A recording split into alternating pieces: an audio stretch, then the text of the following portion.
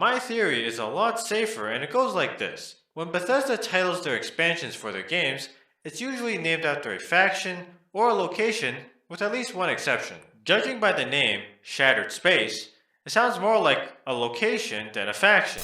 I'm pretty sure House Verne are going to get their day in the sun. They've been referenced heavily in the lore, but their presence has been rather anemic in game. Maybe we'll see the Great Serpent. I mean, we gotta see it, right? You can't talk about it that much and not show it. It's also possible that's what Shattered Space is gonna be about. Well, I was right. In the video I made a couple months ago, which unfortunately no one watched, I made a couple of predictions which you saw in the preceding clips. Now I did make more detailed predictions in that video about Shattered Space, which we won't know until the expansion comes out. Now that the trailer's out, I will pick out some interesting preliminary details in the trailer. So no doubt, Andreja is going to be a big part of this expansion, given that she's from House Verne. But there was a female voiceover that sounded a lot like her, which suggests they reused Andreja's voice actor for someone else, but with a slightly different accent. Maybe we'll meet her family. She did mention she has a family. So it starts with you exploring an unknown space station, which will probably direct you to House Verne's homeworld. From there it shows the main city and its environment. I wonder if it's gonna be an actual city and not, as what I like to call it, a Bethesda city, which are really villages that identify as cities. Who am I kidding? Of course it's gonna be a Bethesda city. And it looks like you can potentially join House Verne, at least based on my impression from the trailer. And then there's the epic ending, which I don't want to dig too much into it, but I'm guessing it looks like something significant is powered by a bunch of people in crowd tubes? Maybe the Great Serpent? So could this expansion save Starfield? I gotta say I don't know. It has a much darker vibe compared to the base game, but will it actually make Starfield more interesting? The main criticism, after all, is that Bethesda kind of played it too safe with Starfield, did nothing interesting, which was one of my main criticisms in my earlier videos. So I don't know. Time will tell. Very milquetoast, boring take, I know.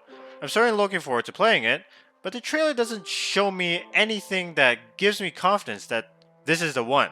Let me know what you guys think about it in the comments. Speaking of the trailer, towards the end they announced an update for Starfield, which was deployed a few hours after the showcase. This bucks a recent trend where not only did they release a major update on a weekend with no teaser, but it completely skipped the Steam beta and everyone can download it right away. I don't think this is how they're going to deploy updates going forward though, mainly because of Creations, which I'll talk more about in a sec. I don't think it makes sense to do a Steam beta of Creations, especially when it involves real money. The update, of course, adds new content. There's a revamped bounty system and the fleshed out Trackers Alliance faction that comes with new bounty mission. They also got a new building in Aquila.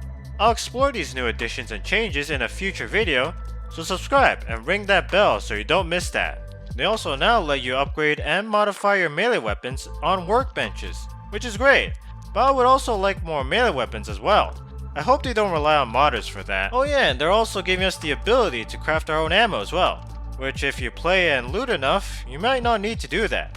And of course, the magnum opus, Creations. When you start the game, you'll be greeted with this pop-up. If you own the premium edition, you'll be given 1,000 creation credits that you can spend on mods.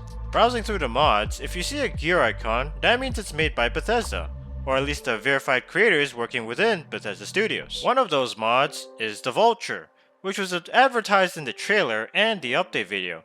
Now it was kind of misleading to include the Vulture at the end of the trailer because it gave the impression that it was free even though it cost 700 credits or $7. On Steam at least, you can buy these credits at increments of 500, 1000, 2700, and 5500. It doesn't look like you can use these credits interchangeably with other Bethesda games, at least it doesn't say that in the description, but if I'm wrong, let me know.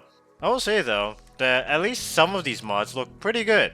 The luxury homes look pretty cool, but I don't expect any of these mods to be that game changing. I mean, after all, I'm pretty sure they only had a couple months of work on the creation kit. I mean, the Space Sim mining mod looks pretty cool, and then I saw the trailer for it and I don't think it's as good as I thought it'd be. But if you want me to try it out, I can, I have 1,000 credits. I feel like Creations is a way for Bethesda to launder DLC as mods. I mean, is this worth $10? Oh, at least we got a free skin for the drumbeat.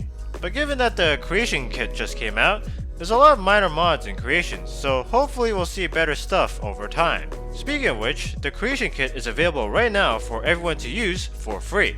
It only took 9 months for it to finally come out. If you made it this far into the video, thank you so much for watching, I really appreciate it. If you enjoyed the video, hit that like button, subscribe and ring that bell. and let me know what you think about the update in the comments below. With Update 4 out, we're halfway through 2024, and it's time to update the predicted release schedule of the remaining Starfield updates and Shattered Space. I'm guessing Shattered Space will release around here. Hopefully we see vehicles in the next update. If you want more Starfield content, like what else should Bethesda improve in Starfield, then I highly recommend you watch this video right here.